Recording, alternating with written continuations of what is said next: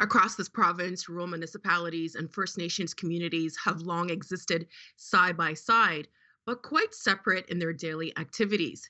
That's beginning to change as TVO partners this week with the Rural Ontario Municipal Association during its annual conference.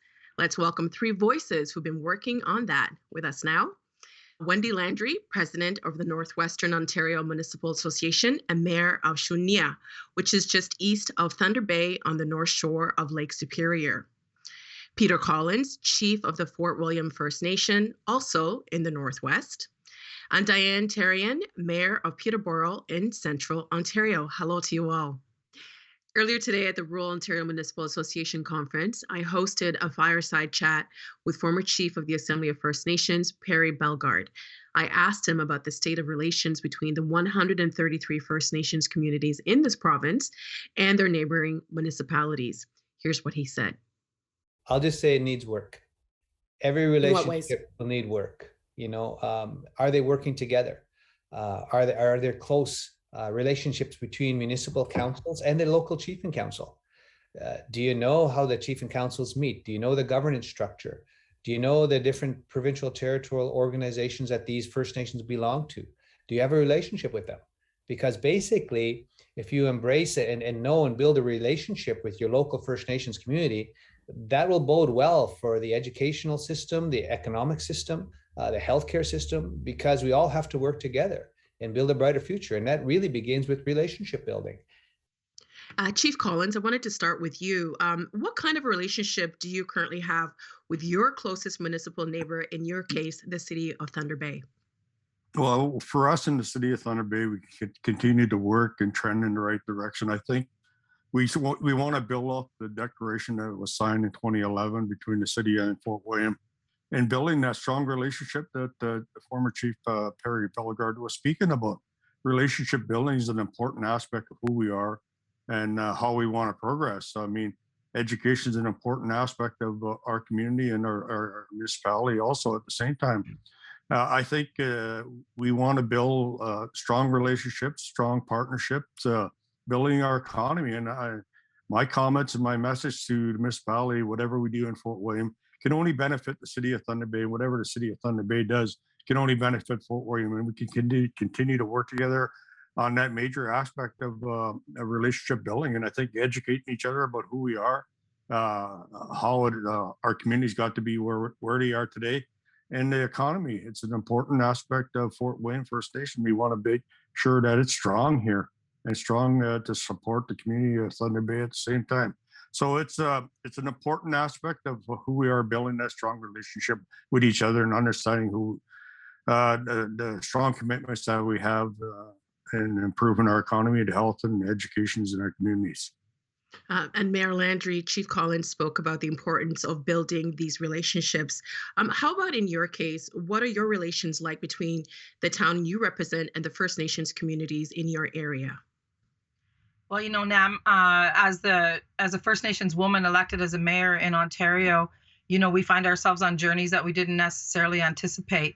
And, it's been an opportunity for me to educate our municipal partners on the history of our Indigenous people and our communities. Being Shunia, which is Ojibwe for money, silver, coin, educating our communities and being a neighbor of Thunder Bay, and then in between on the Robinson Superior Treaty Territory, the relationship is huge. And being on the executive for AMO and the lead on the Indigenous Relations Task Force has given an opportunity to educate our municipalities on our history and how to build relationships with our communities and our next door neighbors. It's really, really important for our municipal leaders to realize that we exist on traditional territory, and there's a huge long history prior to municipalities coming and settling, and that understanding and that listening needs to start. And it has started in many occasions, many instances, and it needs to continue. And as the chief reflected on his relationship with Thunder Bay, our municipality, we have relationships with Fort William First Nation as well as the Red Rock Indian Band and the communities that find themselves in the city area. But more importantly, as the representative for Northwestern Ontario Municipal Association, I have to recognize the work that our 37 municipalities are doing with all of their neighbors and all of their First Nations communities that are neighboring with them, and how important that is, and the work that's being done. And it's driven by leadership. So leadership has to realize that this is something we're not going away. Our First Nations are not going away. Our Indigenous people are the fastest growing population, and it only makes sense that we work together to sustain our communities and build our economies.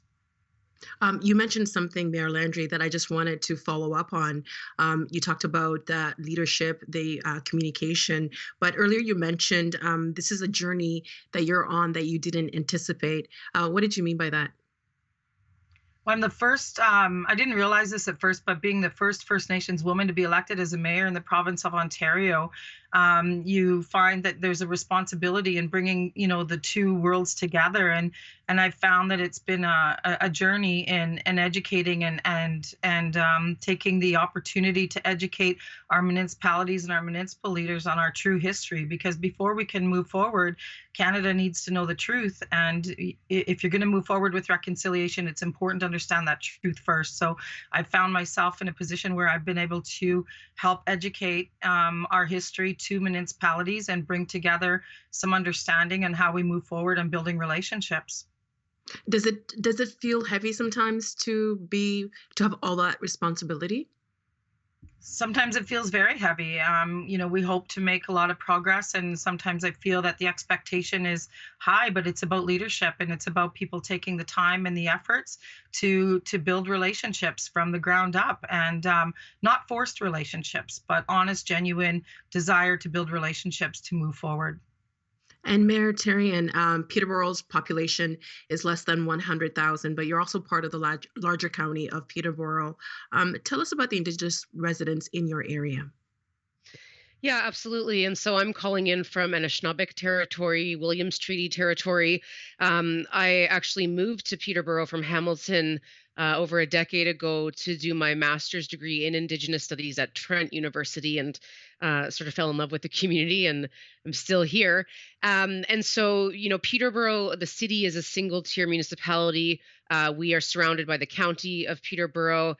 Within that, there's Curve Lake and Hiawatha First Nations, who I have a great working relationship with the chief and council there. Peterborough itself also has, urban Indigenous communities, and we have the Nogo Friendship Center. So there's a lot of really great institutions doing work in the Indigenous context, the urban Indigenous context. But the relationships between Curve Lake and Hiawatha is something that has been a priority for me since I came into the office of mayor. And how well do you know the two chiefs? Very well. I'm fortunate. Chief Emily Wheatung from Curve Lake and Chief Laurie Carr from Hiawatha. I'm very honored to call them friends as well. I mean, we have a group text chain that we kind of share information and sometimes commiserate on issues. So, that's been a very important relationship for me, even when I was just a counselor last term. And, we text or call each other about issues that impact the community, and also sometimes just as women in politics and and people who are kind of dealing with some of the stuff that we have to deal with. And I've worked really hard to build those relationships with city staff, and myself have gone out to both Hiawatha and Curve Lake councils to present on different city initiatives that are happening. For example, our new arena and aquatics complex that we're building. And so there's a lot of work being done to try to sort of codify those relationships, so that because I'm not running again for mayor, so whoever comes in next, I know there was some concern from the chiefs about, will this relationship continue? Because it wasn't there under my predecessor. So we're trying to make sure that it can be kind of codified so that the next term of council continues the work that's been done. I mean, I can't not follow up with that. Why are you not running again for mayor? Oh, there's many reasons, and I posted a little bit on it on social media. Peterborough is in a lot of ways a really progressive city, but we do require a majority of counselors and staff to really push forward some of those really progressive agendas items, and that it's been a challenge. But I've got a series of sort of blog posts that'll be forthcoming that outline and elaborate on some of those reasons. Okay, I won't push too much. But, we've been talking about relationships, and I think it's probably easier to have a one on one relationship because when you have a one on one relationship, whatever stereotypes or blind spots, those are easy to erase. And Chief Collins, there's a long history of incidences of racism that's well documented in Thunder Bay. How can you work with each other if these attitudes still prevail?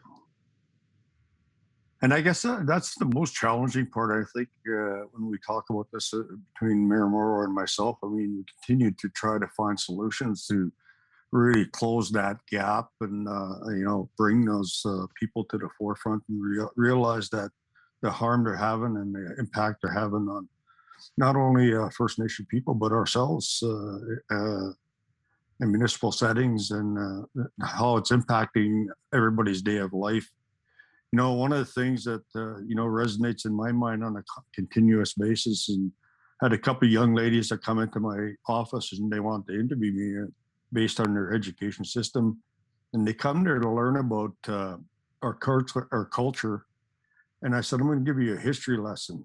And that history lesson I give them, it did well for them. And they got an A+ in school. But at the end of our conversation, that's something that, and the young lady said to me, well, that's not what our parents are teaching us. And I think that's the challenging part in our communities. It's about teaching our kids what's right and what's wrong. Eventually racism will go away. I mean, there's always going to be those racist people in all walks of our societies. And it's a challenging situation, but we have to educate each other about our aspects of who we are, where we come from, and the contributions that we made. We've been challenged many, many times at our level because of the land claims. And why are you getting land claims? Well, it's because you forced us off our lands. It's because you uprooted our communities. You've taken our schools, you've taken our children, you've taken our, you removed graves from our original settings. And those land claims seem to have racist, bring racist tones back out in the mainstream society because they think we're getting money for nothing. But it's not for nothing. It's for the loss of our lands. It's the loss of our treaty rights. It's the loss of all the resources that go along with that. And it's a work in progress. I think we're making pretty good strides here in the Thunder Bay area. We continue to work together, both Mayor Mauro and myself. Again, we were having quarterly meetings at City Council, having good dialogue about who we are, what we need to do together, and bringing health and wealth and well-being and closing the gap on racism in Thunder Bay. We created a racism coalition between Fort William and all the entities around the region to really address the issue at hand and work together and making good progress on that front. So still a lot of work, but we continue to work together. And I think that's the important part, is continuing to work together with each other. I mean, Mayor Terry in there, I mean, good allies, and Chief Wheatung and Chief Card are very strong advocates for First Nation rights. And, Wendy works very hard in her municipality and making folks understand that so many contributions that we have made, and that we only want to be recognized for the contributions and the work that we do in our community. So there's still lots of work, but we're working in progress with each other. And I think that's the important side of it, working together and, not thinking about being political people at the same time. Like I'll use Mayor Diane there, talking about building that friendship, and friendship goes a long way. And that's what got me good work and good progress in my community. I never treated people like they were my enemies. I treated them like they were my friend, not like a political body. So, and I think that goes very, very well, and making good progress and taking away racism in our community. So that's our work that we continue to do together. Mayor Landry, Chief Collins says that racism, will eventually be gone, and I do really believe that because I see that with my kids. But we know that bigotry exists.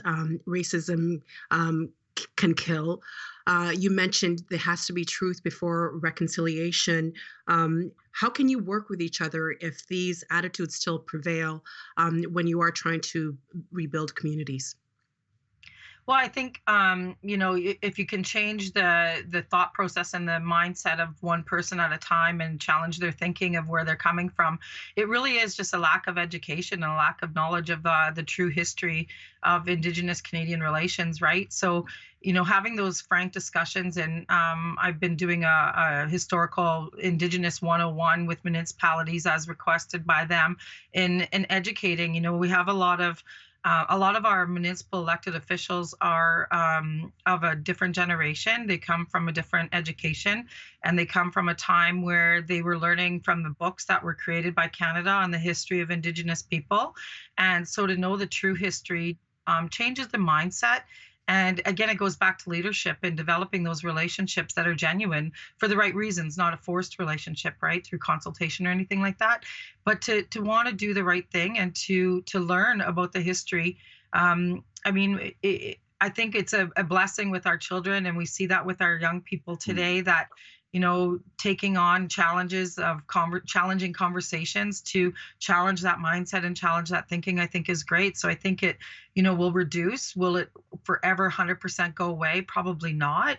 There'll always be feeders that'll contribute to attitudes and perception, like Chief Collins mentioned, land claims and stuff like that. But if our people are educated and our municipalities are educated with the true history, then it makes for a pathway of understanding and a pathway of building relationships without having that fear or that preconceived notions of how things are going to go before they even go to the table, and have those heartfelt conversations to genuinely learn about the history. Then I think that we can move forward on a pathway that is encouraging and is positive. We know that in order for these conversations to move forward, that we need all voices at the table, and we've heard about representation, why it matters. And Mayor Landry, you spoke about maybe some of the responsibility you feel in your position.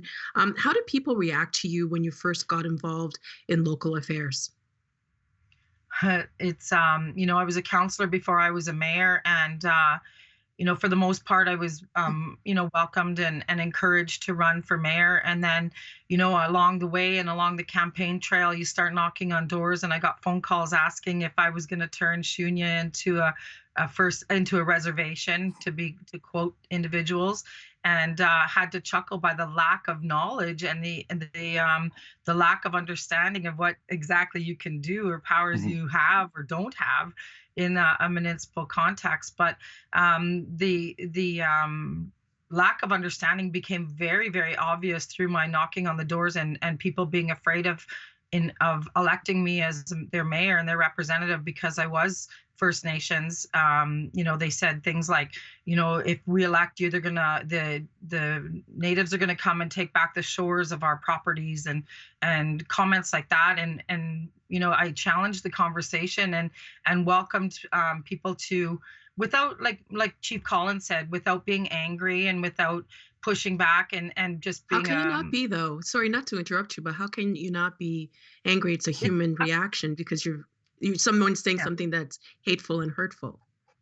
It's more frustrating in the lack of knowledge of our Indigenous people and our First Nations communities. Like, try to explain to people that, Chief Collins community isn't coming for our shorelines and our properties and stuff like that. And we're not looking to take over anything that's existing. We're looking for coexistence and to strive and to build together. And that was my first clear indication that our residents in our municipalities needed educating on First Nations people and the history of Indigenous people in Ontario specifically, that they just didn't understand the history, and they didn't understand that there was, community intentions for me living in the community to want to be a leader in that community in the decision-making process and in improving our community and making things better for our families and our children. And that it wasn't about me being First Nations and trying to come in and take over. So there was a huge education piece to that campaign Chief Collins, I heard you laughing. Well, I just, I mean, you cannot get, I mean, it's hard not to get angry sometimes, but Mhm. I think that's exactly what they're looking for you to get angry. And you got to control your emotions at a lot of times. I mean, you're pushed to the brink of getting angry, but I mean, that's exactly what they're looking for. And then sometimes you just hold your ground and, smile and go about your business that you're mandated to do, and that's how you make progress. And I first got elected in 1998, and I didn't think I was going to be around this long. And just making those strong relationships and building good friendships with people, and it's taken me a long ways and carried me to this far in my political career as chief in Fort William. So, it's you want to get mad, but you try not to, and you got to learn how to smile and shrug it off sometimes. But even though some of the things that they say can really push your buttons in the wrong way, so I mean, and that's exactly what people are looking for, that anger, that animosity to come out of you. But I think if you smile and grin at them, it even irks them that much more. It confuses them. Mayor Therrien, First Nations issues are largely under provincial and federal jurisdiction. What can municipalities do? Yeah, so within the scope of municipal responsibility, there's always opportunities to open conversations and to speak to the point that's been raised about education. When I was on council for 4 years and then elected in mayor, and so back in 2019 was the first year that the city of Peterborough celebrated National Indigenous Peoples Day. Things like that, which maybe don't take that much time or energy, but really go a long way in sort of demonstrating solidarity and awareness and education.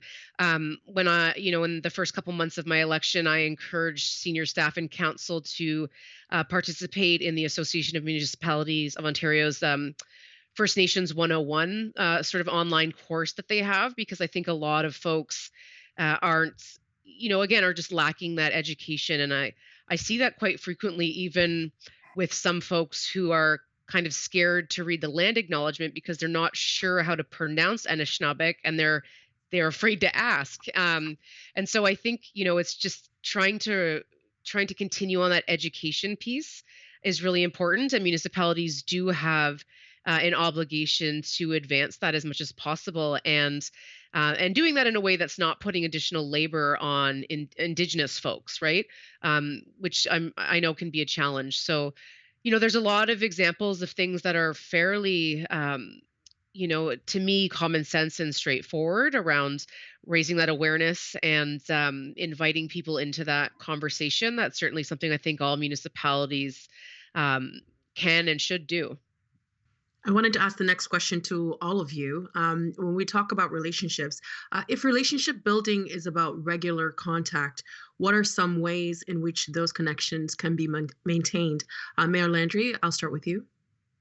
Yeah, no, Chief Collins mentioned joint council meetings or meetings with chief and council, or some members of chief and council meeting with municipalities is a great way to continue and have that commitment of regular meetings.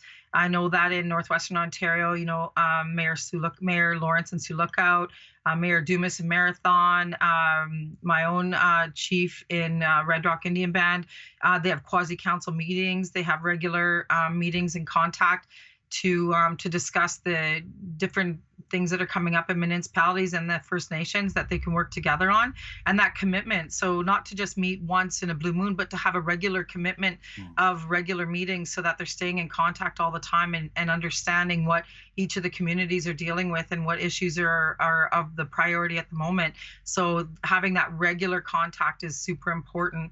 And if you're going to commit to the relationship, then make sure that you're committing to the relationship in the same way that you would in any of your other relationships, for regular communication and regular contact. And Mayor Therrien? Yeah, I mean, I think absolutely having those set meetings, and at the sort of more formal level, we have set quarterly meetings between staff at the city and Hiawatha and Curve Lake, as well as some of the elected officials. Picking up the phone is always like the easiest, easiest thing in terms of just keeping that dialogue going. And something that I've tried to do, and I know you used a picture of it earlier, is use social media to try to advance some of that education and communications piece. So Chief Carr and Chief Weetong have both joined me on Instagram Live in the past, and we're going to be doing that again in the future, just to demonstrate to people that these, relationships are very important, and also then to provide a platform to raise awareness about a lot of the issues that are facing our communities. What are some of those issues? So, the Instagram Live that we did back in the summer had to do with, residential school discoveries, which again aren't news to anybody in the community that's been told these stories for generations. But, we talk about issues around, that are impacting the community. So again, because Hiawatha and Curve Lake aren't in the city, but that we're all in the same watershed, and we know that Anishinaabe are the stewards and caretakers of these lands and waters. So anything that might impact that, we try to have a discussion about. And the things on social media, we also try to keep keep more kind of light and accessible. So even talking about things like what treaty territory we're on, because a lot of folks in Peterborough don't necessarily know that they're on Williams Treaty territory. So kind of starting at the basics in some ways, and raising awareness about that is important. And Chief Collins, where would you like to see more collaborations between your two groups? It's a good question. I mean, like right now, I think we've been put on pause because of COVID. Like I said, we used to have quarterly meetings with the city of Thunder Bay, with council to council meetings. COVID come along, things change in a different direction. But right now, the city of Thunder Bay and Fort William continue to work with each other on many issues right now that are impacting our community, impacting the city of Thunder Bay. Homelessness, the migration of illicit drugs in our city of Thunder Bay. COVID itself, I mean, we continue to deal with it on a regular basis. We have weekly meetings now, and dealing with those issues and making sure that the work that we do together is an important aspect of keeping our community safe. One of the things that I think we trended in the right direction. The city of Thunder Bay now flies a flag permanently at City Hall. Finally, Thunder Bay Policing Service fly flag at City Hall. University flies our flag, recognizing the territory of Fort William. And I think that's the important aspect of trending in the right direction, recognizing the land and territory of the community that's they're occupying. So that's an important aspect. When it comes to issues of economic development or local resource projects, there is a duty to consult. I wanted to read something from the Global Mail from September 2021 by Doug Anderson and Alexandra Flynn. They write, "There has been significant discussion recently over whether municipalities are a crown with a duty to consult, as the provinces and federal government are. Numerous court cases have argued that the duty does not extend to municipalities. At the same time, some provinces, including Ontario and Saskatchewan, have explicitly or implicitly delegated the duty to municipalities. This leaves Indigenous communities caught in a cat and mouse game of whether municipalities must exercise this duty." Mayor Therrien, should municipalities have the duty to consult? I think so. Certainly, while we are, not the crown and don't have that, that authority, there's so many issues that municipalities are responsible for that do directly impact First Nations. So under the Ontario Planning Act, they do kind of spell out the ways that you need to engage with First Nations when it comes to those applications. And I think absolutely, just to move forward in good faith, it is really important to have ongoing consultation about projects that are happening in a municipality. Do you think further legislation is needed to make it more clear? I think that would be helpful, absolutely, because as was said, the sort of cat and mouse game, and we see that happening, at different levels, provincial and federal as well. So the more clarity around it, the better, and that would also push municipalities that aren't as proactive on that to have to kind of follow that process. And Mayor Landry, do you ever get pushback from other members of council when it comes to further involving Indigenous participation on various issues? No, I don't get pushback. But I think to comment on the duty to consult piece, that it puts municipalities and First Nations in a forced relationship if the Crown or the province insists on duty to consult on projects like culverts and stuff like that. So that's where it's really important to have those relationships early, and having friends before the government says you need a friend, or a project instructs you to participate in a duty consult situation. And I think that if there's, I wouldn't call it pushback, but I think there's a need for understanding from council members to understand why you need to involve your neighboring First Nations on your official plans and the projects that you're doing, and how that it might affect our way of life in some capacity. I know with our official plan, there was a request from Indigenous communities that if we were ever going to close any of the access points to Lake Superior, that we inform our communities, our First Nations communities, and have a discussion. And by all means, that is an acceptable request when you're accessing something like Lake Superior, for example, for the source of not only water but for fishing and the livelihood of our commercial fishermen, etc. So I think, again, it needs to be that level of understanding. And if you have those relationships beforehand, you'll understand why that need to have those discussions on projects, and when consultation comes up, if it's a priority to the First Nation to have that discussion, or if it's something that the chief would say that, and chief and council would say that, go ahead, or there was no concerns to some degree on some projects, but the need is there, the effect is there, the relationship is absolutely 100% necessary in moving forward in anything like that. And Chief Collins, I've got about 45 seconds left, and I'm going to ask you a very big question.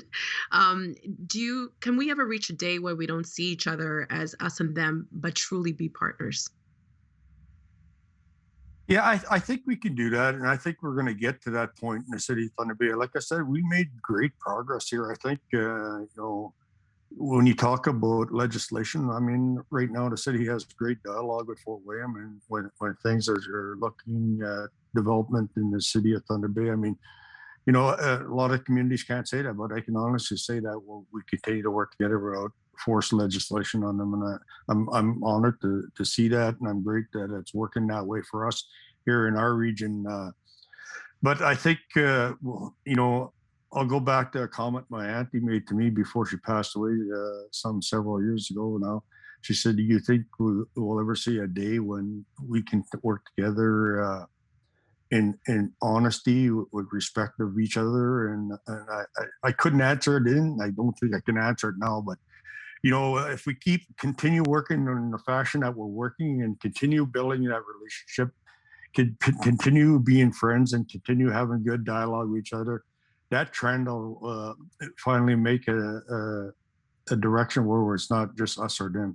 It's both of us together that working in a unified front to build a strong economy, strong, healthy organizations, dealing with the opiate crisis, dealing with mental health, dealing with homelessness.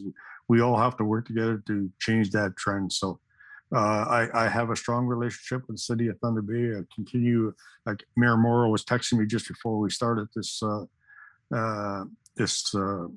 Zoom meeting. So, I mean, yeah, we continue to have dialogue and making sure that we're on the same page. And I'm honored to be working with both the city of Thunder Bay and Mayor Morrow and his aspect and his role as the mayor of the city of Thunder Bay. So we work together, and I think that's the only way we're ever going to get out of this. And I think this was a great start. Thank you all so much for taking time out of your very, very busy schedules to share your thoughts with us. We've learned so much and really do appreciate your time. Thank you so much. The Agenda with Steve Paikin is made possible through generous philanthropic contributions from viewers like you. Thank you for supporting TVO's journalism.